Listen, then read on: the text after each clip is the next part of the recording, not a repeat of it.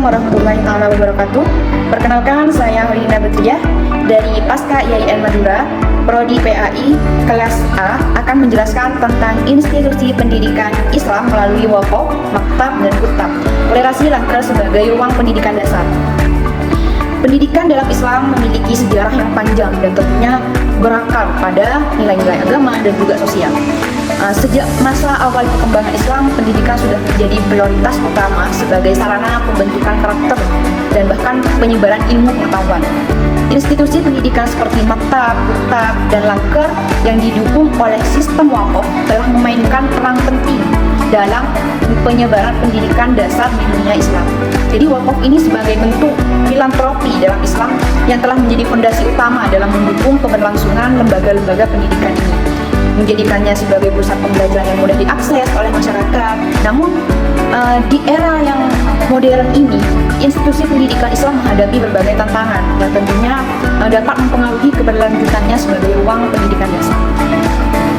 Dalam konteks sejarah, wakaf ini telah menjadi mekanisme pendanaan yang efektif untuk pendidikan, mulai dari mendanai pembangunan sekolah, beasiswa untuk siswa miskin, hingga gaji para guru. Jadi tidak jarang sistem ini memungkinkan pendidikan menjadi inklusif dan berkelanjutan tanpa bergantung sepenuhnya pada dukungan negara atau pihak luar. Tidak hanya itu, maktab dan kutab ini adalah dua institusi pendidikan dasar yang berkembang seiring dengan penyebaran Islam. Maktab berfungsi sebagai tempat belajar membaca, menulis, dan ilmu dasar lainnya, sementara kutab ini lebih berfokus pada pengajaran Al-Quran dan dasar-dasar keilmuan agama.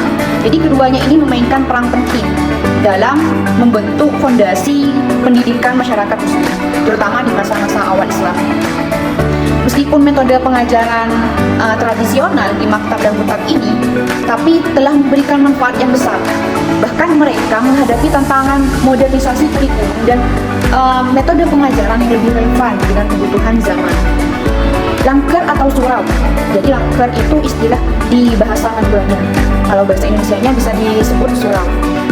Juga memiliki peran signifikan sebagai ruang pendidikan dasar dan formal di komunitas Muslim. Jadi langker ini tidak hanya digunakan untuk ibadah, tetapi juga sebagai tempat anak-anak belajar mengaji dan memahami dasar-dasar agama. Keberadaan langker ini biasanya sebagai pusat pendidikan dasar, menandakan pentingnya komunitas dan mendukung pembelajaran agama yang berbasis pada lingkungan sekitar. Namun, seiring perkembangan zaman, banyak langkar yang kurang dilengkapi dengan sumber daya pendidikan yang memadai, termasuk keterbatasan akses terhadap guru yang berkualitas dan bahan ajar yang relevan. Jadi tantangan utama yang sering dihadapi oleh institusi-institusi ini adalah kurangnya integrasi dengan sistem pendidikan formal. Banyak maktab, kutab, dan langker yang masih menggunakan kurikulum yang masih tradisional dan belum diakreditasi secara resmi oleh pemerintah. Hal ini juga menyebabkan lulusan dari lembaga-lembaga ini kesulitan untuk melanjutkan pendidikan ke jenjang yang lebih tinggi atau berkompetensi di dunia kerja modern. Di kurangnya pengakuan formal terhadap pendidikan yang diberikan oleh maktab, kutab, dan langker ini juga dapat menghambat pengembangan potensi siswa, terutama dalam bidang non-akademik. Meskipun demikian, potensi wakaf, maktab, kutab, dan langker ini sebagai pilar pendidikan Islam tetap besar, karena dalam beberapa dekade terakhir terdapat inisiatif untuk merevisi instruksi, mulai dari program-program peningkatan kapasitas, pelatihan guru, serta pengembangan kurikulum yang lebih kontekstual. Jadi upaya kolaborasi antara pemerintah, sektor swasta, dan masyarakat diperlukan untuk mengatasi problematika yang ada dan mengoptimalkan peran lembaga-lembaga pendidikan ini dalam membangun generasi Muslim yang berilmu dan berhikmah.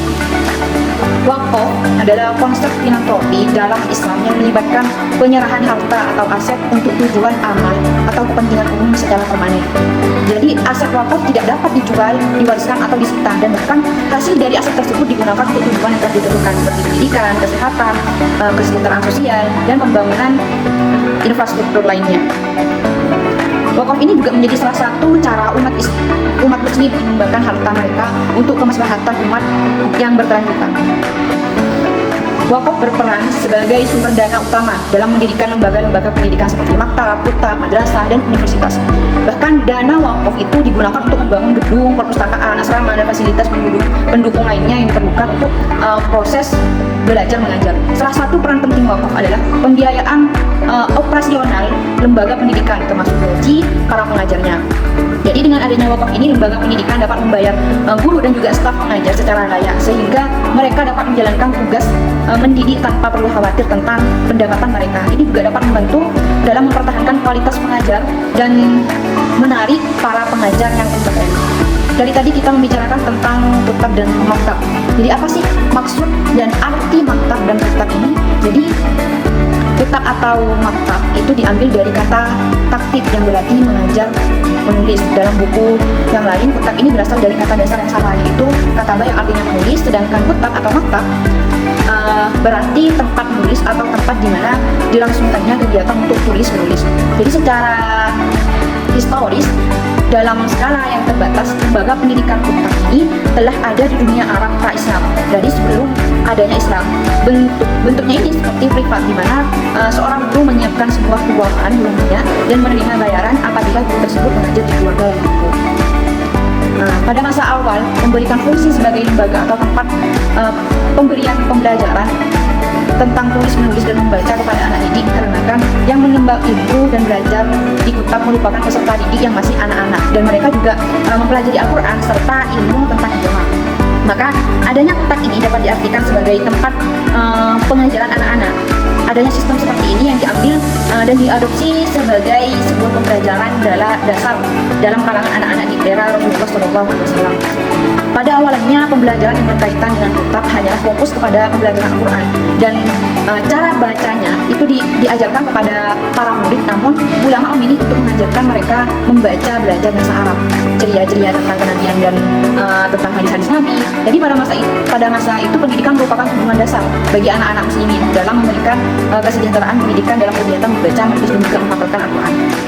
Maktab dan kutab lembaga pendidikan Islam yang sana. Jadi maktab dan kutab ini adalah lembaga pendidikan dasar yang berangkat kuat dalam tradisi Islam. Kutab pada umumnya ini fokus pada pengajaran Al-Quran dan pengetahuan dasar agama, sementara maktab lebih pada pendidikan formal dengan menekankan pada ilmu-ilmu dasar seperti bahasa Arab, matematika, dan juga ilmu agama. Kutab ini merupakan tempat belajar Al-Quran dan ilmu-ilmu agama dasar bagi anak-anak kutab berkembang di banyak negara muslim, termasuk di Indonesia, terutama di kalangan masyarakat pedesaan.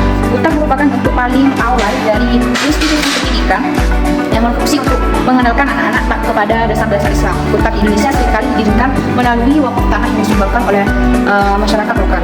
Sedangkan maktab ini merupakan lembaga pendidikan yang lebih formal dibandingkan dengan kutab, mencakup pengajaran ilmu pengetahuan dasar di samping ilmu agama. Di Indonesia, maktab berkembang sebagai alternatif pendidikan formal di sekolah-sekolah umum, menunjukkan bahwa maktab di Indonesia berperan penting dalam memberikan pendidikan yang lebih terstruktur, menggabungkan kurikulum agama dan juga umum. Langker atau surau. Langker atau surau ini dijadikan sebagai ruang pendidikan dasar. Namun pada awalnya merupakan tempat ibadah kecil yang biasanya digunakan untuk sholat berjamaah atau kegiatan religius lainnya. Namun seiring berjalannya waktu, langker juga berfungsi sebagai pusat pendidikan agama bagi anak-anak dan masyarakat sekitar, sehingga lembaga pendidikan informal langker menyediakan ruang belajar bagi anak-anak yang tidak terjangkau oleh sistem pendidikan formal. Jadi hubungan antara wakaf dan pendidikan di langker terlihat dari bagaimana wakaf tanah atau bangunan seringkali digunakan untuk mendirikan langker yang kemudian difungsikan sebagai tempat belajar. Jadi dalam banyak kasus, langker yang digunakan melalui wakaf menjadi pusat pendidikan informal di desa-desa. 50% dari langker yang ada di pedesaan di Indonesia didirikan menggunakan wakaf, dan sebagian besar juga berfungsi sebagai ruang belajar Al-Quran dan pendidikan agama dasar. Langker ini menjadi alternatif penting bagi masyarakat yang tidak terjangkau oleh sekolah-sekolah formal, serta berperan besar dalam melestarikan pendidikan agama di kalangan masyarakat pedesaan. Jadi peran wakaf dalam mendukung pendidikan langker ini menunjukkan bahwa konsep wakaf bukan hanya terbatas pada pendanaan masjid besar atau institusi formal, tetapi juga berperan aktif dalam mendukung pendidikan informal di komunitas yang dibutuhkan. Selanjutnya, korelasi antara wakaf, maktab, dan kutab dan juga langker. Keterkaitan antara wakaf, maktab, dan juga kutab dan langker menciptakan ekosistem pendidikan Islam yang saling mendukung. Wakaf berfungsi sebagai sumber pendanaan yang berkelanjutan, sementara maktab dan kutab memberi struktur pendidikan formal dan non-formal yang melengkapi peran langker sebagai ruang pendidikan dasar. Nah, Berikut beberapa korelasi penting antara tiga unsur tersebut. Yang pertama, keberlanjutan pendanaan. Jadi wakaf berfungsi sebagai dana abadi yang mendukung keberlangsungan operasional langkah, maktab, dan hutang. Jadi dana wakaf dapat digunakan untuk membangun fasilitas pendidikan, menyediakan buku-buku, serta membayar gaji guru. Penggunaan wakaf ini untuk mendanai pendidikan di maktab dan hutang telah meningkat dalam beberapa tahun terakhir, terutama di daerah-daerah pedesaan. Yang kedua, akses pendidikan yang terjangkau. Jadi langkah, maktab, dan juga hutang ini yang didukung oleh wakaf ini memberikan akses pendidikan yang lebih terjangkau atau bahkan gratis bagi masyarakat yang miskin. Ini membantu meningkatkan tingkat literasi agama dan pengetahuan dasar di kalangan masyarakat.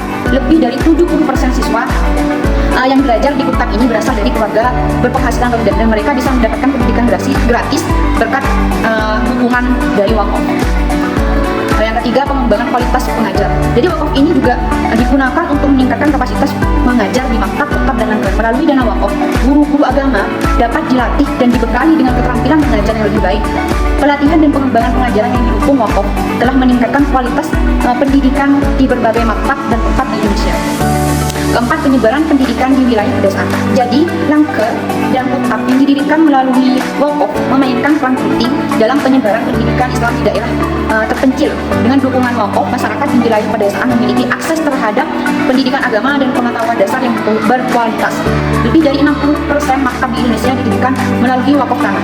Hal ini menunjukkan pentingnya peran wakaf dalam memperluas akses pendidikan. Jadi tantangan dan peluang pengembangan wakaf dalam pendidikan ini, meskipun wakaf memiliki potensi besar dalam mendukung pendidikan Islam, tantangan terbesar adalah pengelolaan aset wakaf yang belum optimal. Jadi pengelolaan yang tidak profesional ini sering menyebabkan aset wakaf tidak dimanfaatkan secara maksimal, yang mengakibatkan dana tidak tersalurkan dengan baik atau tidak terlaksana dengan semestinya untuk pendidikan.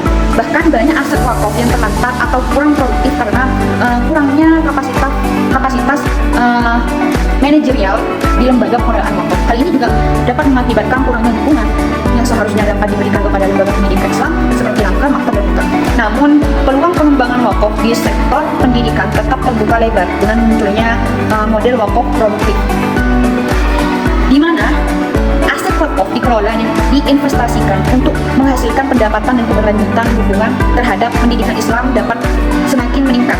Inovasi digital dan pengelolaan wakaf seperti platform untuk wakaf pendidikan telah meningkatkan kesadaran masyarakat akan pentingnya wakaf untuk mendukung pendidikan. Jadi tantangan dalam pengelolaan wakaf untuk pendidikan memang cukup kompleks, dari manajemen yang kurang optimal hingga regulasi yang belum maksimal. Namun peluang pengembangan wakaf ini sangat besar dengan adanya model wakaf produktif, inovasi digital, dan dukungan dari pemerintah serta lembaga keuangan Islam. Dengan langkah-langkah strategis dan tepat, wakaf dapat menjadi pilar utama dalam mendukung pendidikan Islam yang berkualitas, merata, dan berkelanjutan. Jadi kesimpulannya, wakaf, maktab, hutang, dan langkah ini memiliki peran yang sangat mendukung dalam membangun ekosistem pendidikan Islam yang berkelanjutan. Wakaf juga menyediakan pendanaan yang memungkinkan maktab, hutang, dan langkah beroperasi dan memberikan pendidikan dasar yang terjangkau bagi masyarakat, dan serta pengelolaan wakaf yang lebih baik dan pengelolaan model wakaf produktif dapat menjadi kunci untuk meningkatkan kualitas pendidikan Islam di Indonesia, terutama di wilayah pedesaan. Mungkin hanya itu penjelasan dari saya, kurang lebihnya mohon maaf. Wassalamualaikum warahmatullahi wabarakatuh.